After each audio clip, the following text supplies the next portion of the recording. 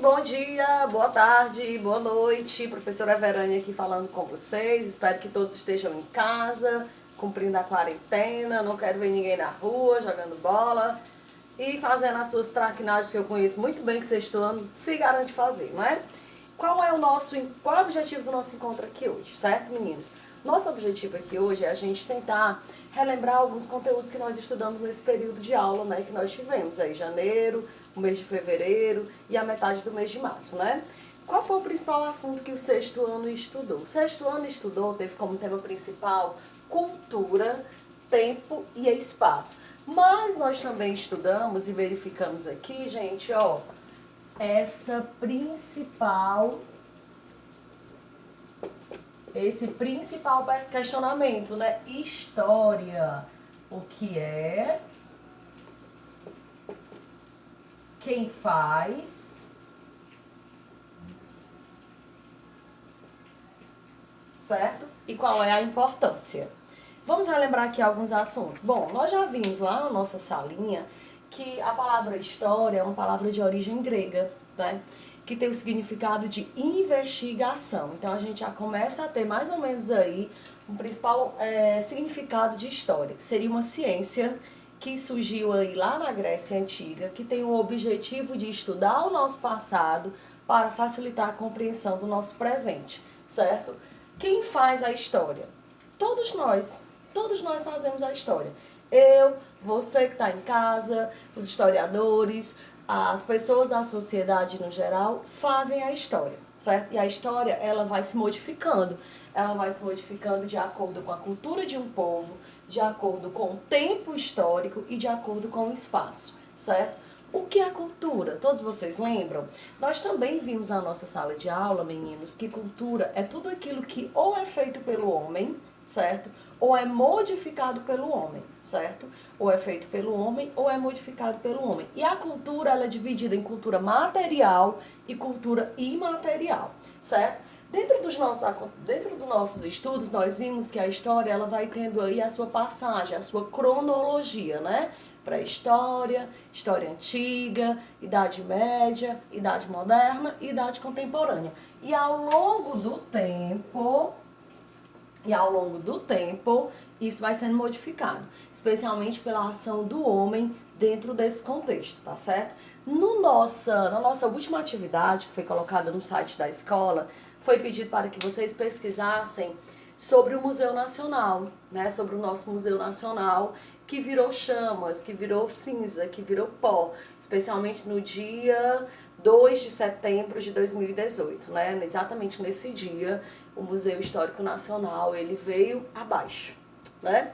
E aí eu pedi para que vocês pesquisassem, para que vocês fossem buscar o que tinha acontecido dentro desse museu, por que isso tinha acontecido, certo? Né? Continuando aqui falando sobre o Museu Histórico, a gente tem que compreender, certo, que esse museu, ele tinha aproximadamente 200 anos.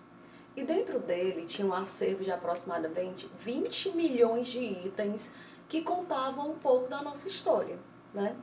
Por que esse museu contava um pouco da nossa história? Porque dentro de um museu nós encontramos um vasto conhecimento do passado, do presente, que narra um pouco a história de um povo ou a história de um país, certo?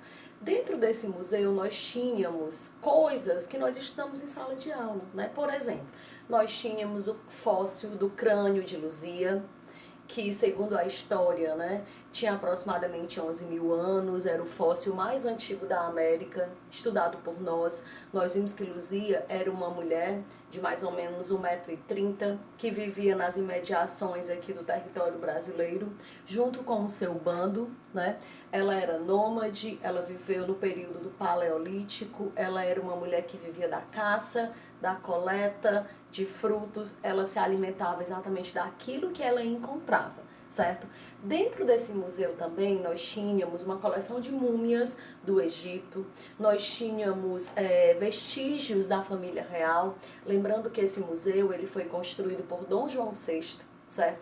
No ano de 1818, é importante compreender que naquele período a família real ela veio para a colônia, veio para a América Portuguesa, fugindo naquele momento ali das guerras napoleônicas, daquela crise que a Europa estava vivendo, as influências, as revoluções liberais, que nós vimos também na sala de aula, certo? E aí eu espero que vocês tenham encontrado tudo isso na pesquisa de vocês, que vocês tenham se questionado o seguinte: por que desabou tão rápido? Por que esse fogo, tia Verânia, se alastrou tanto? Pelo que eu conheço do sexto ano, no decorrer da pesquisa, vocês devem ter se questionado sobre isso, né? Qual era o material que foi produzido, né? Parte do material que fazia parte do Museu Nacional, ele era de madeira. É um produto inflamável, né? Um outro fator, que eu não sei se vocês identificaram na pesquisa de vocês, é, por exemplo, a ausência de manutenção. Nós sabemos que os nossos pontos históricos, que fazem parte das nossas fontes históricas, né? Eles não têm aí todo aquele cuidado que deveriam ter. Isso não é somente no Brasil. Em alguns outros países a gente também vive isso, mas o Brasil, infelizmente, tem esse descaso aí com a nossa cultura que é tão importante, certo? Esse museu, ele não foi o primeiro da história do nosso país que passou por esse incidente, que passou por essa destruição, pela perca da sua, né? Dos seus artefatos. Nós já tivemos outros museus também, eu espero que vocês tenham também identificado, infelizmente, né, nós já tivemos outros momentos, como por exemplo o Museu da Língua Portuguesa, que também sofreu um incêndio. No ano de 2018, esse museu, segundo a direção, né, deveria ter recebido uma verba de um valor de R$520 mil para fazer a sua manutenção, mas ainda não tinha sido, né, recebido esse valor, o valor ainda não tinha sido destinado. E esse museu ele está em processo de reconstrução, né? Ele está aí lentamente passando por um processo de reconstrução. As obras estão acontecendo, outros países também estão ajudando nessa reconstrução, especialmente Portugal, que também conta a história dele. E a previsão de devolução dessa grande fonte histórica para o povo brasileiro é em 2022.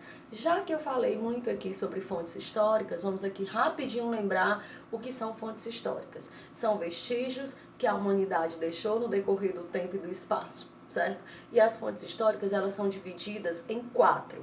Fontes históricas visuais, fontes históricas orais, fontes históricas escritas e fontes históricas materiais, certo? Fontes históricas visuais, eu posso colocar desenhos, eu posso colocar imagens. Fontes históricas orais, relatos, né? São relatos. Fontes históricas materiais são objetos que normalmente nós encontramos em museus. Eu tenho as minhas fontes históricas, você deve ter suas fontes históricas na sua roupinha, que você saiu da maternidade, seu álbum de fotografia e por aí vai, né? Então a gente tem essas fontes históricas e elas são importantes para que nós possamos compreender ainda mais o que aconteceu no nosso passado. Por isso, pensando nisso, na importância dessas fontes históricas, se liga lá no site da escola, porque vai ter mais informações para vocês sobre isso. Beijo, fiquem em casa, fiquem bem, e é isso.